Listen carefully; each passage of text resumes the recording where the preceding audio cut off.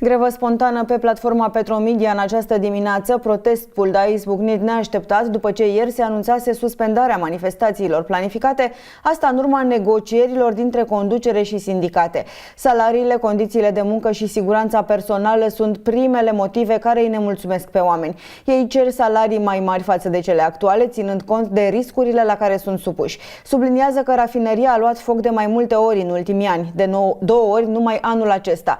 În iunie anul trecut, tot la Petromedia, un pompier a fost rănit în timp ce intervenea pentru stingerea unui incendiu izbucnit la instalația de distilare a motorinei. Un alt incident s-a produs în iulie 2021, când 3 muncitori au murit în urma unei deflagrații. Iar în august 2016 au explodat 2 rezervoare de azot.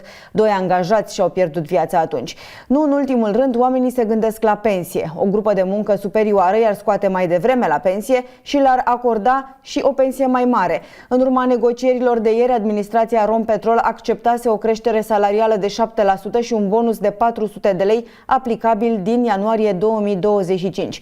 Însă mulți dintre angajați spun că aceste măsuri sunt insuficiente.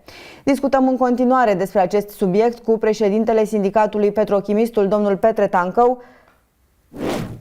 Bun găsit, domnul Tancău! Bună ziua dumneavoastră și telespectatorilor dumneavoastră. O grevă spontană, din imagini vedem că au participat... Nu. Ascultați-mă, vă rog. E poate o confuzie. Noi, administrația, acum 3-4 zile, discutam și ajunsesem despre creșterea salarială cu 7%, dar numai puțin de 400 de lei net, nu bonus. Numai puțin de 400 de lei net. Da? Și dumnealor au înțeles că e pe 2 ani. Și noi am zis, nu pe 2 ani, este creșterea salarială pentru anul 2025. Și din cauza că ne-au spus că nu vor, de-aia am discutat cu oamenii și oamenii trebuia să facem dacă nu se accepta această propunere. Ori aseară, pe la ora 6, am primit acordul din partea lor că sunt de acord să facem și creșterea salarială numai pentru 2025, urmând ca pentru 2026 să discutăm în luna septembrie-octombrie, cum este prevăzut în contractul colectiv de muncă. Deci să fie noi negocieri anul viitor pentru o nouă creștere salarială.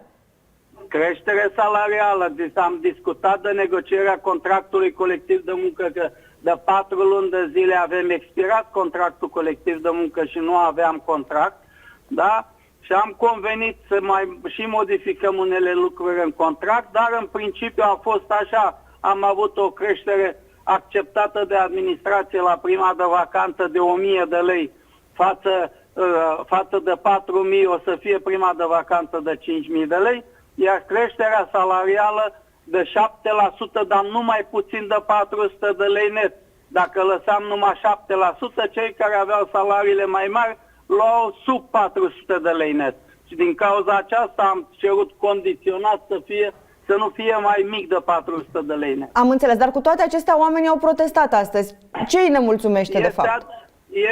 Este adevărat că de fiecare dată noi când discutăm, după ce, dacă am avut acordul să facem o acțiune numai în cazul în care nu se acceptă creșterea salarială doar pentru 2025, mai sunt unii care nu sunt membri de sindicat la noi, sunt și membri de sindicat unii, da, care nu sunt de acord cu așa ceva. Și atunci și de la sindicatul celălalt, eu am fost dimineața, am vorbit cu ei, le-am explicat nu că să începem altă negociere cu alte valori. Ori nu poți în momentul când ești aproape să un proces de negociere, era doar de semnat documentele, să încep să spui că vreau altceva acum.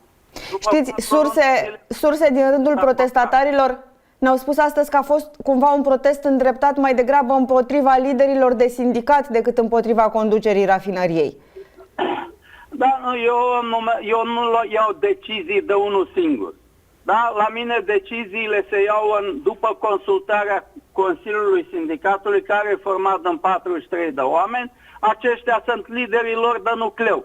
Am discutat fiecare când a venit și a spus punctul de vedere și mi-au zis că au consultat oamenii. Acum știți cum este, indiferent dacă îl întreb pe unul sau pe altul, ăla spune de ce. Nu, că pe mine nu m-a consultat. Nici nu poți să zici, i-am consultat pe toți. Da? Domnul Tangău, câți angajați sunt la Petromedia? La Petromedia sunt 870 de angajați. Dar nu era vorba numai de rafinărie, pentru că noi negociem pentru 5 societăți comerciale. Pentru câți angajați, adică? Pentru 2250 de angajați. Și pentru toți acești angajați ați negociat această creștere de 7%, nu mai puțin de 400 de lei și mărirea primei de vacanță? Da, da. De Bun. asta acolo e normal că unii vin fără să înțeleagă lucruri. Am discutat cu liderilor de nucleu. Și a zis, zice, le-am explicat, tot nu-i problemă, dar știți cum este? În grămadă, dacă sunt 2-3 care sunt, nu se poate, nu știu ce, e normal să iasă așa. Și de când urmează să fie semnat acest acord? Când urmează să fie semnat și când să intre în vigoare? S-au semnat procesele verbale de încheierea negocierilor cu prevederile care vi le-am spus. Urmează ca după sărbători să se redacteze contractul colectiv de muncă, dar aplicarea se face de la 1 ianuarie, pentru că avem prevederi cum e prima de vacanță, sunt salariați care își iau concediu în ianuarie și atunci să beneficieze de suma majorată a primei de vacanță. Vă mulțumesc frumos, domnul Petran Tangău, numai bine. Cu plăcere, n-aveți pentru ce, dar v-am spus, este normal să nu fie toți de acord, dar noi când votăm și se votează în Consiliu, dacă este mai mult de jumătate plus 1, aia reprezintă decizia care... Dar nu vă așteptați și la alte proteste? Nu ne așteptăm la alte proteste pentru că nu și-au rostul. Vă mulțumesc frumos pentru precizări. În momentul când discutăm în 2025, în septembrie, o să discutăm creșterea salarială pentru 2026, atunci va fi altă problemă.